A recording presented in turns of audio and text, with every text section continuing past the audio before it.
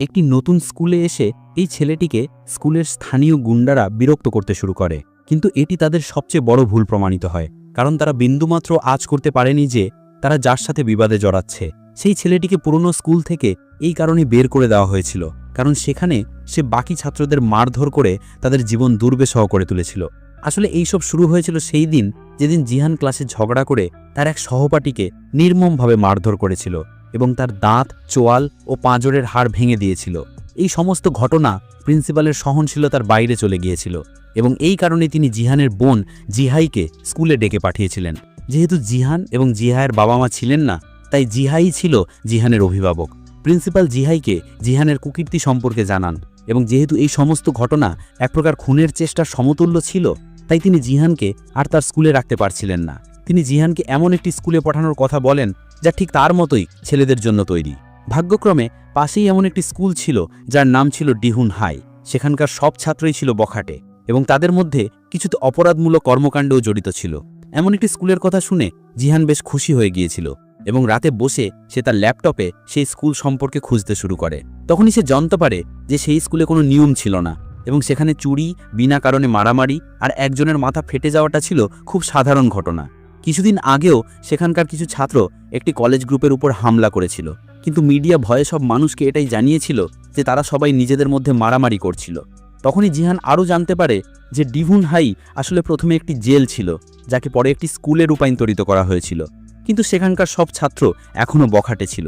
এইসব জানার পর জিহান ঠিক করে ফেলেছিল যে সেই স্কুলে যাওয়ার পর সে সেখানকার সব ছাত্রের বাদশা হয়ে যাবে এবং সবাই তাকে ভয় পাবে। পরের দিন সিগারেট ফুঁকতে ফুঁকতে পুরো মেজাজে জিহান সেই স্কুলের সামনে গিয়ে দাঁড়ায় এবং ভাবতে থাকে যে ভিতরে গিয়ে সে কিভাবে ঝগড়া শুরু করবে। কিন্তু তখনই হঠাৎ করে তার মাথায় একটি বল এসে লাগে। এতে রেগে যাওয়ার বদলে জিহান পুরো খুশি হয়ে যায়, কারণ এখন সে ঝগড়া শুরু করার সুযোগ পেতে যাচ্ছিল। তখন সেই গ্রুপে খেলছিল এমন একটি ছেলেকে জিহান তার সাথে মারামারি করার জন্য ডাকে। তখন সেই ছেলেটিও তার দিকে আসতে শুরু করেছিল, কিন্তু জিহান তাকে মারার আগেই হঠাৎ করে সেই ছেলেটি ঝুঁকে তার কাছে ক্ষমা চাইতে শুরু করে। পরে বাকি সব ছাত্র তাকে জানায় যে তারা ইচ্ছে করে তাকে আঘাত করেনি এবং তাদের বল ভুল করে তাকে লেগে গিয়েছিল। তাদের এমন অদ্ভুত আচরণ দেখে জিহান পুরোপুরি হতভাগ হয়ে গিয়েছিল। কিন্তু তখনই গ্রুপে থাকা অন্য একটি ছেলে তাকে জানায় যে তাকে দ্রুত যুদ্ধবিরতি অর্থাৎ সিজ ফায়ার সম্পর্কে জানতে হবে, কারণ সেই স্কুলের নতুন ছাত্র এবং যদি সে যুদ্ধবিরতি সম্পর্কে না জানে তাহলে সে নিশ্চিতভাবে কোনো বড় সমস্যায় পড়বে। জিহান অবশ্য তাদের কথা বুঝতে পারেনি এবং সরাসরি শিক্ষকের অফিসে তাদের সাথে দেখা করতে চলে যায়। এই অফিস তার চিন্তাভাবনার চেয়ে সম্পূর্ণ ভিন্ন ছিল, কারণ এখানে তার সাথে কথা বলার সময় তার শিক্ষক শুধু সিগারেট ফুঁকছিল এবং ভর্তি হওয়ার সময়ও জিহানকে শুধু এতটুকুই জিজ্ঞাসা করে যে সে মারামারি করতে পারে কিনা। তখন জিহানের উত্তরে হ্যাঁ বলে এবং তার শিক্ষককে তার ক্লাস সম্পর্কে জিজ্ঞাসা করে, কিন্তু তার শিক্ষক তাকে বাইরের দিকে ইশারা করে দেন। এতে জিহান ভেবেছিল যে সম্ভবত তার শিক্ষক চায় যে সে স্কুল ঘুরে নিজেই নিজের ক্লাস খুঁজে নিক। এই কারণে জিহানও তখন করিডোরে ঘুরতে ঘুরতে তার ক্লাসরুম খুঁজতে থাকে, যেখানে পথে তার একজন খুব ভদ্র ছেলে এক জায়গায় দাঁড়িয়ে থাকতে দেখা যায়। তাকে দেখতে মোটেও বখাটে মনে হচ্ছিল না এবং জিহানের মনে হয়েছিল যে সম্ভবত সেই ছেলেটি মারামারিতে একদম ভালো হবে না। এই কারণে জিহানও তার সামনে সম্পূর্ণ মেজাজে তার ক্লাসরুমের রাস্তা জিজ্ঞাসা করে এবং সরাসরি তার ক্লাসরুমে শহনশাহের অমিতাভ বচ্চনের মতো প্রবেশ করে। আসলে জিহানের ক্লাস শুরু হয়ে গিয়েছিল, কিন্তু তার তাতে কোনো আগ্রহ ছিল না। ক্লাসে ঢোকার সাথে সাথেই সে অহংকার ভরে সব ছাত্রকে জিজ্ঞাসা করতে শুরু করে যে এই ক্লাসের সবচেয়ে শক্তিশালী ছেলেটি কে ছিল, কারণ জিহানের পরিকল্পনা ছিল যে সে সরাসরি স্কুলের সবচেয়ে শক্তিশালী ছেলেটিকে মারবে, এতে পুরো স্কুলে তার প্রভাব বিস্তার হবে। তার এমন কথা শুনে ক্লাসে সবাই একদম চুপ করেছিল। কিন্তু যে ছেলেটি জিহানকে প্রথমে যুদ্ধবিরতি সিজ ফায়ার সম্পর্কে জানিয়েছিল তার নাম ছিল ইয়ংসিক। সেই প্রথম দাঁড়িয়ে জিহানের অদ্ভুত আচরণের জন্য তাকে ধমকায় এবং তাকে আবার যুদ্ধবিরতি সম্পর্কে মনে করিয়ে দেয়। জিহান অবশ্য তখনও এসব কথা বুঝতে পারছিল না এবং সেই ইয়ংসিকে মারামারি সম্পর্কে জিজ্ঞাসা করছিল। এই কথা শুনে ইয়ংসিক হেসে ওঠে, কিন্তু সে কিছু বলার আগেই সেখানে মধ্যাহ্নভোজের ছুটি হয় এবং সব ছাত্র বাইরে চলে যায়। তখন ইয়ংসিক জিহানকে নিয়ে স্কুল ঘুরে দেখাতে গিয়েছিল, যেখানে প্রথমে সে তাকে তার সাথে বেসমেন্টে নিয়ে যায়, যেখানে অনেক ছাত্রের সাথে বেশ কয়েকজন শিক্ষকও জড়ো হয়েছিল। সেই সবার মাঝে দুজন ছাত্র খুব খারাপভাবে মারামারি করছিল এবং একে অপরকে ক্রমাগত আঘাত করছিল। তখন ছাত্র এবং শিক্ষকরা তাদের উল্লাস করছিল এবং তারা শুধু তাদের উল্লাসই করছিল না, তারা সেই ছেলেদের উপর বাজিও ধরেছিল। আর এটাই ছিল ডেন হাই স্কুলের আন্ডারগ্রাউন্ড ফাইটিং ক্লাব। এই ফাইটগুলোতে জেতা ছেলেদের ফাইনাল 16তে পাঠানো হতো, যারা স্কুলের সবচেয়ে বিপজ্জনক 3 ফাইটারের সাথে লড়তো। আর সেই 3 জনের সাথে জেতার পর স্কুলের যে কোনো ছাত্র স্কুলের সবচেয়ে বড় খেতাব অর্থাৎ টপ ডগের খেতাব অর্জন করতে পারত। এখন এর নামের দিকে যেও না, কারণ এই খেতাবটি সত্যিই বেশ সম্মানজনক ছিল, এবং যার কাছে এই খেতাবটি থাকতো সে স্কুলের নিয়মকানুন নিজের মতো করে পরিবর্তন করতে পারত। তখনই ইয়ংসিক জিহানকে যুদ্ধবিরতি সম্পর্কেও জানায় যে আসলে যুদ্ধবিরতি একটি নিয়ম যা অনুযায়ী কোনো ছাত্র ফাইট ক্লাবের বাইরে মারামারি করতে পারবে না, এবং যদি কোনো দুজন ছাত্রকে নিজেদের মধ্যে মারামারি করতে হয় তবে তাদের ফাইট ক্লাবের ভিতরেই যেতে হবে। স্কুলের সব ছাত্র এই নিয়মটি খুব কঠোরভাবে মেনে চলত। এই কারণেই স্কুলে এখানে সেখানে কখনো মারামারি হতো না, এবং স্কুল কোনো সরকারি বিবাদের মধ্যে জড়াতো না। তখন জিহানও এতে রাজি হয়ে যায় এবং ইয়ংসিকে সেই 3 জন সম্পর্কে জিজ্ঞাসা করতে শুরু করে যাদের সাথে লড়ে টপ ডগের খেতাব অর্জন করা যেত। এখন আপাতত টপ ডগের খেতাব জং ডেহোর কাছে ছিল, যে ছিল স্কুলের সবচেয়ে নৃশংস যোদ্ধা। তাকে সবাই টাইগার নামেও চিনত। তার ফাইটিং দক্ষতা এতটাই অসাধারণ ছিল যে এমএমএ এরিনা থেকেও তাকে লড়াই করার জন্য আমন্ত্রণ জানানো হয়েছিল, এবং সে একজন ভালো এমএমএ ফাইটার হতে পারত। কিন্তু তার কেরিয়ার শুরু হওয়ার আগেই তার বাইক থেকে একটি খুব বিপজ্জনক দুর্ঘটনা ঘটে এবং শরীরে অনেক ফ্র্যাকচার হওয়ার কারণে সে স্কুল আসা বন্ধ করে দেয়, এবং তার কেরিয়ারও পুরোপুরি নষ্ট হয়ে যায়। এখন তাকে ছাড়াও কলেজে যে 3 জন সবচেয়ে বিপজ্জনক ছেলে ছিল তাদের মধ্যে প্রথম জনের নাম ছিল পাক্কিটে, যে ছিল স্কুলের জুডো ক্লাবের ক্যাপ্টেন এবং একজন খুব ভালো জাতীয় যুব ক্রীড়াবিদ। এছাড়াও যে দ্বিতীয় ছেলেটি ছিল তাকে পাগলের সর্দারও বলা হতো। তার আসল নাম কেউ জানত না এবং সবাই তাকে হটডগ নামে চিনত, কারণ এরিনায় লড়াই করার সময় সে সবসময় কোনো পশুর মতো লড়ত। আসলে একসময় তার চোখের সামনেই তার পরিবারকে কিছু স্থানীয় গ্যাং মেরে ফেলে, এবং তারপর থেকেই সে পুরোপুরি কঠোর হয়ে গিয়েছিল। আর তৃতীয় জনের কথা বলতে গেলে তৃতীয় জন সত্যি খুব শান্ত ছিল, যার নাম ছিল কনচ্যাংশিক। সে শিওলের একজন খুব ভালো যোদ্ধা ছিল। তার শান্ত স্বভাবের কারণে সবাই তাকে খুব পছন্দ করত, এবং লড়াইয়ের সময় 56% শিক্ষক তার উপরেই বাজি ধরত। এখন যেহেতু স্কুলে টাইগার উপস্থিত ছিল না, তাই জিহানকে এই 3 জনের সাথে লড়ে সেই লড়াইগুলো জিতে হবে, এরপরেই সে টপ ডগের খেতাব পেত। এই কথা শুনে জিহান তখনই এতে রাজি হয়ে যায় এবং সেখান থেকে দাঁড়িয়ে সরাসরি চ্যাংসিংয়ের কাছে যেতে থাকে, যে এক জায়গায় বসে আরাম করে গান শুনছিল। চ্যাংসিংয়ের চেহারা দেখে জিহানও ভীষণভাবে হতবাক হয়ে যায়, কারণ চ্যাংসিং আসলে সেই ছেলেটিই ছিল যে আগে করিডোরে দাঁড়িয়েছিল, এবং তার নিরীহ দেখতে হওয়ার কারণে জিহান তার মজা উড়িয়েছিল।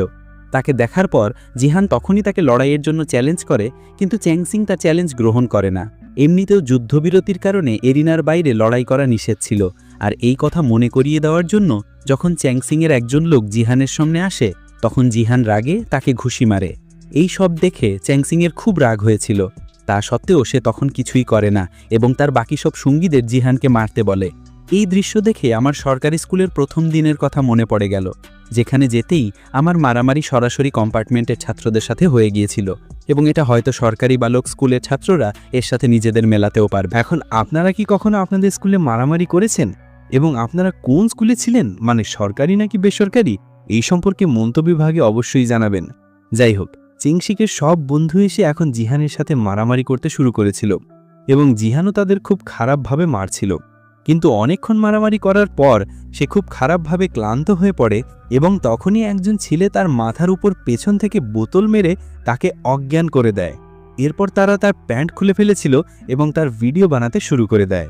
তারপর যেই তারা জিহানের হ্যালো কিটির আন্ডারওয়্যার দেখে, প্রথমে তার মজা করতে করতে তার ভিডিও স্কুলের গ্রুপে শেয়ার করে দেয়, এবং পরে তার ডাকনাম কিটি প্যান্টি রাখা হয়। এই সব কিছু জিহানকে একরকম ধাক্কার মধ্যে ফেলে দিয়েছিল, এবং সেদিন জিহায়ের বারবার বলার পরেও সে না তো তার ঘর থেকে বেরিয়েছিল আর না তো কিছু খেয়েছিল।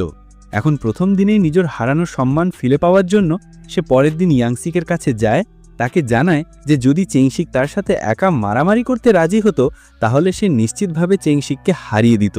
এই কথা জেনে ইয়াংসিক তাকে জানায় যে সেই 3 যোদ্ধার সাথে লড়ার জন্য তাকে প্রথমে ফাইট ক্লাবে পরপর 5টি রাউন্ড জিততে হবে, এবং এর পরেই সেই শীর্ষ 16 জন যোদ্ধার মধ্যে আসতে পারবে, যাদেরকে পরেই সেই 3 জন যোদ্ধার সাথে লড়ার সুযোগ দেওয়া হবে।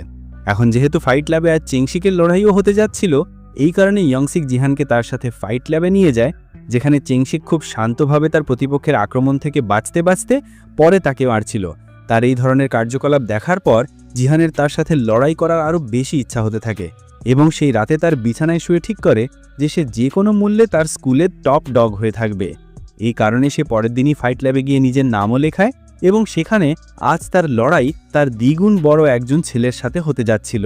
সেই ছেলেটি প্রথমে জিহানের ভাইরাল ভিডিওর কারণে তার অনেক মজা করছিল, কিন্তু তখনই জিহান পেছন থেকে তাকে একটি লাথি মারে এবং তাদের দুজনের মধ্যে একটি খুব বিপজ্জনক লড়াই শুরু হয়ে যায়।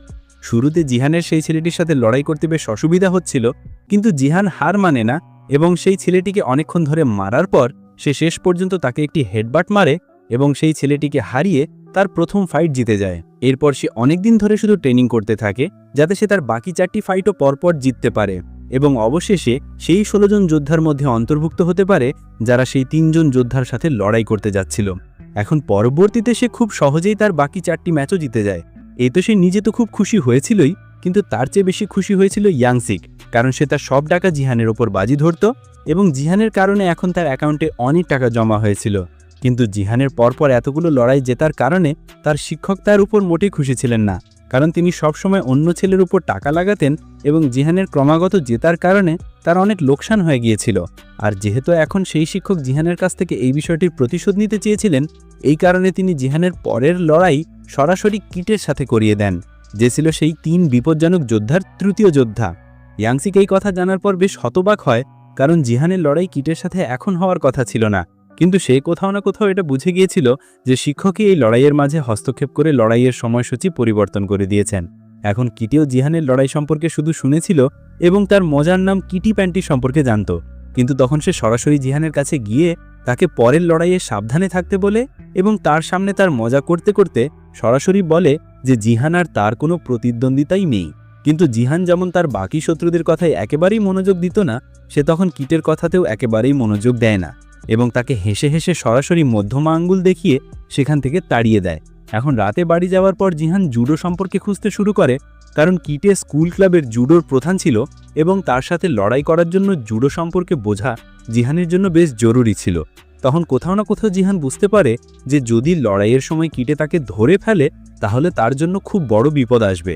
এই কারণে তখন সে কৌশল তৈরি করতে গিয়ে ঠিক করে যে লড়াইয়ের সময় সে তার শার্ট খুলে ফেলবে, এতে কিটের তাকে খালি গায়ে ধরতে বেশ অসুবিধা হবে এবং যেই সে সুযোগ পাবে তেমনি সে কিটিকে নকডাউন করে দেবে। পরের দিন ফাইনাল 16 লড়াই শুরু হয়ে গিয়েছিল এবং প্রথম লড়াই ছিল কিটে এবং জিহানের মধ্যে। এখন লড়াইয়ের সময় অতিরিক্ত আত্মবিশ্বাসের কারণে জিহান তার জ্যাকেট খোলেনি। এই কারণে লড়াই করতে তার বেশ অসুবিধা হচ্ছিল। কিটে তখন তার জুডোর কৌশল ব্যবহার করে তাকে তুলে তুলে বেশ কয়েকবার ফেলে দেয় এবং প্রতিবার তার কবল থেকে বাঁচা জিহানের জন্য একেবারেই সম্ভব ছিল না। তখন সেও কিটের উপর অনেক আক্রমণ করার চেষ্টা করে, কিন্তু কিটের উপর তার আক্রমণের বেশি প্রভাব পড়ে না। এখন কিটে ভাবছিল যে সে এই ম্যাচ জিতে গেছে, এই কারণে সে একটি সিগারেট ধরিয়ে ম্যাচের মাঝেই তা খেতে শুরু করে। কিন্তু জিহান তখন উঠে তখনই তার গবেষণা কাজে লাগায়। তখন সে তার উপরের পোশাক পুরোপুরি খুলে ফেলেছিল। এই কারণে কিটে যখন তাকে ধরার চেষ্টা করে তখন এইবার সে তাকে ধরতে পারে না এবং এর পরের মুহূর্তেই জিহান তাকে শার্প এক্সেল ছাড়া ধোলাই দিতে শুরু করে। তখন সে তার শক্তিশালী ঘুষি এবং তার উড়ন্ত লাথির সাহায্যে খুব সহজেই কিটেকে হারিয়ে দিয়েছিল, যা দেখে স্কুলের সবাই পুরোপুরি হতবাক হয়ে তাকে ভীষণভাবে উল্লাস করতে শুরু করেছিল এবং সত্যি স্কুলের সবার সামনে তার প্রভাব পুরোপুরি বিস্তার হয়েছিল। কিন্তু খুব বেশি ক্লান্ত হয়ে পড়ার কারণে সে নিজেও তখন অজ্ঞান হয়ে যায় এবং পরের মুহূর্তে যখন তার চোখ খোলে তখন সে একটি মেয়ের সাথে স্কুলের ইনফার্মারিতে ছিল। মেয়েটি তার পাঁজরে হাত দিয়ে প্রথমে তার সাথে ফ্লার্ট করে এবং তাকে বোঝায় যে লড়াইয়ের সময় তাকে বিশেষ করে তার পাঁজরের দিকে মনোযোগ দিতে হবে, কারণ শুধু একটি ঘুষিতে পাঁজরের হাড় ভেঙে দেওয়া যেত। এতটুকু বলে সে সেখান থেকে চলে যায় এবং জিহানও আবার তার ক্লাসের দিকে যেতে থাকে। এদিকে সেই শিক্ষক তখন কিটের উপর বেশ রাগ করছিলেন, কারণ কিটের হেরে যাওয়ার কারণে এমনিতেই তার অনেক টাকা ডুবে গিয়েছিল এবং তার সাথে জিহানের জনপ্রিয়তা স্কুলেও আরও বেড়ে গিয়েছিল। যখনই সে তার ক্লাসে যেত তখন তার সহপাঠীদের সাথে সাথে শিক্ষকরাও তাকে উল্লাস করত এবং তার কিটি প্যান্টির নামটিও এখন সম্মানের সাথে দেখা যেত। কিন্তু এই সব জিনিস বেশি দিন চলে না এবং দ্রুতই জিহানের সামনে তার দ্বিতীয় প্রতিপক্ষ হটডগ চলে আসে। হটডগ সব সময় তার কাছে একটি চাবির রিং রাখত, যা তার বাবা মা তাকে মারা যাওয়ার আগে উপহার দিয়েছিলেন এবং হটডগেরও এটাই মনে হতো যে যতক্ষণ সেই চাবির রিং তার কাছে থাকবে ততক্ষণ তাকে কোনো লড়াইয়ে কেউ হারাতে পারবে না। সে জিহানের ক্লাসে এসে তাকে অনেক অপমান করে এবং জিহানেরও এখন নিজের উপর সন্দেহ হতে শুরু করেছিল যে সে হটডগের সাথে হতে যাওয়া লড়াইয়ে হেরে যাবে। এই বিষয়ে সে স্কুলের ছাদে বসে ভাবছিল যে তখনই হঠাৎ করে তার কাছে চেংসিক চলে আসে, যে তাকে এভাবে দেখে ইচ্ছে করে তার মজা করতে শুরু করেছিল, কারণ জিহান সত্যি খুব ভয় পেয়েছিল। কিন্তু সেই সময় চেংসিকের মজা করার কারণে জিহানের মধ্যে লড়াই করার আরও একটি আগুন জ্বলে ওঠে এবং এখন সে যে কোনো মূল্যে হটডগকে লড়াইয়ে হারিয়ে চেংসিকের সাথে লড়াই করতে চাইছিল। এখন যেদিন তার হটডগের সাথে লড়াই হওয়ার কথা ছিল সেই সময় সবাই ফাইটিং অ্যারেনায় পুরোপুরি শান্ত ছিল এবং তারা বুঝতে পারছিল না যে এইবারের লড়াই কে জিতবে। তখন লড়াইয়ের সময় প্রথম আক্রমণ জিহানই করে, যার আক্রমণে হটডগ দূরে গিয়ে পড়ে। কিন্তু পরের মুহূর্তে সে জিহানের উপরও একটি খুব বিপজ্জনক আক্রমণ করে, যাতে জিহানও মাটিতে পড়ে যায়। সে বুঝতে পারছিল যে হটডগের মধ্যে সত্যিই অনেক শক্তি আছে এবং তার সাথে লড়াই করা এত সহজ হবে না। এখন হটডগ এই লড়াই দ্রুত শেষ করতে চাইছিল। এই কারণে সে তার চূড়ান্ত আক্রমণের প্রস্তুতি নেওয়ার আগে প্রথমে তার বাবা মার কাছে প্রার্থনা করে এবং পরে জিহানের উপর ক্রমাগত আক্রমণ করতে শুরু করে। জিহানের অবস্থাও এতে বেশ খারাপ হয়ে গিয়েছিল, কিন্তু জিহানের ভাগ্য ভালো থাকার কারণে হটডগের চাবির রিং কোথাও হারিয়ে যায় এবং সে খুব বিরক্ত হয়ে সেই চাবির রিংটি খুঁজতে শুরু করে। এই সুযোগের সদ্ব্যবহার করে জিহান রাগে প্রথমে তাকে একটি লাথি মারে এবং পরে তার চাবির রিংটি খুঁজে তার সামনেই গিলে ফেলে। এই দেখে হটডগের অবস্থা পুরোপুরি খারাপ হয়ে গিয়েছিল এবং এখন তার আত্মবিশ্বাসও আগের মতো লাগছিল না। এই কারণে জিহানও তার উপর অনেকবার ক্রমাগত আক্রমণ করে এবং অবশেষে তাকেও হারিয়ে এই ম্যাচটিও জিতে যায়। এখন তার চোখ সরাসরি চিংসিকের দিকে ছিল এবং জিহান চোখের ইশারায় তাকে বুঝিয়ে দিয়েছিল যে পরের হারার পালা তার। রবির ফাইট দেখার পর সবাই পুরোপুরি পাগল হয়ে গিয়েছিল, কিন্তু ততক্ষণে সেখানে ডেইহো পৌঁছে যায়, যাকে দেখার পর সবাই পুরোপুরি হতবাক হয়ে পুরো অ্যারেনায় একটি অদ্ভুত নীরবতা নেমে আসে। ডেইহো এখন টপ ডগ এবং সে এখন সব যুদ্ধ বন্ধ করতে চাইছিল। এই কথা জানার পর চিংসিক ডেইহোর সাথে একান্তে কথা বলে, তাকে অনুরোধ করে লড়াইয়ের মাঝে হস্তক্ষেপ না করতে বলে। কিন্তু আসলে ডেইহোর পরিকল্পনা ছিল সম্পূর্ণ ভিন্ন, কারণ তার জীবন নষ্ট হওয়ার কারণে তাকে এই স্কুলে ফিরে আসতে হয়েছিল। এই কারণে সে এই স্কুলের ওপর পুরোপুরি নিয়ন্ত্রণ করতে চাইছিল, যার পরে সে সবাইকে এই অনুমতিও দিয়ে দেয় যে তারা অ্যারেনার বাইরেও লড়াই করতে পারত। এই কথা জানার পর চিংসিক বেশ চিন্তিত হয়ে পড়ে এবং ডেইহোকে একটি লড়াইয়ের জন্য চ্যালেঞ্জ করে।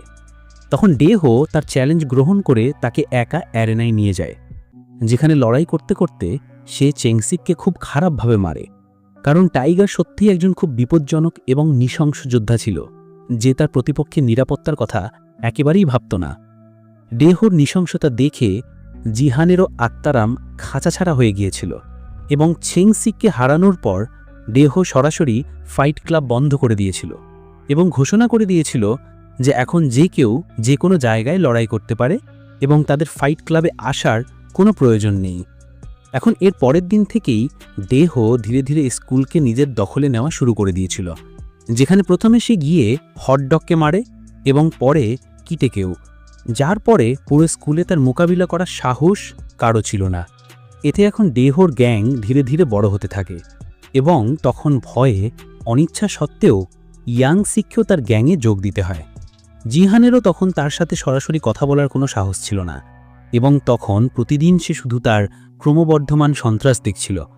কিন্তু যেহেতু ডেইহোর দলে কিছু ছেলে এমনও ছিল যারা জিহানের জনপ্রিয়তার কারণে তাকে একেবারেই পছন্দ করত না, এই কারণে তারা ডেইহোকে তার বিরুদ্ধে উস্কাতে শুরু করে এবং তখন ডেইহো রাগে ইয়াংসিককেই জিহানকে খুঁজে আনতে বলে।